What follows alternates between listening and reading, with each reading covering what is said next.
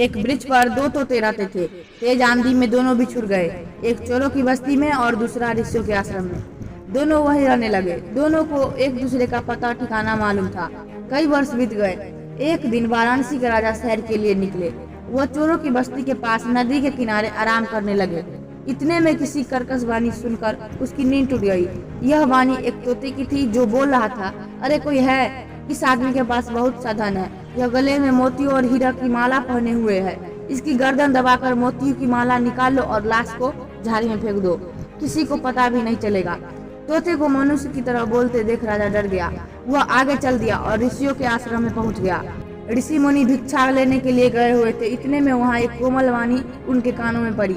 यह वाणी भी एक तोते की थी। तोते ने राजा को देखकर कहा, आइए राजन, बैठिए। सभी ऋषि मुनि भिक्षा के लिए गए हैं। अगर प्यास लगी हो तो पानी पीजिए और भूख लगी हो तो फल खाइए। राजा चकित होकर वृक्ष पर बैठे तोते की ओर देखने लगा। तोते का रंग रूप बिल्कुल चोरों की बस्ती में रहने वाला एक तोते जैसे था। राजा तोते से बोला, एक बात पूछना चाहता हूँ। यहाँ से कुछ दूरी पर एक वृक्ष की डाली पर भी एक तोता बैठा हुआ था। वह बिल्कुल तुम्हारे जैसा था, किंतु उसमें तुम्हारे जैसे गुण नहीं थे। तुम प्रेम और सेवा से बात कर रहे हो, किंतु वह जान से मारने और लूटने की बात कर रहा था। क्या तुम उसे जानते हो?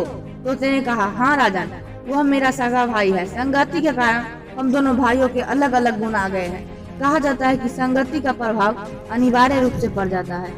तो दोस्तों, इस कहानी का मोरल यही है कि जिस संगत में हम रहते हैं, हमारा गुण भी उसी संगत के जैसा हो जाता है।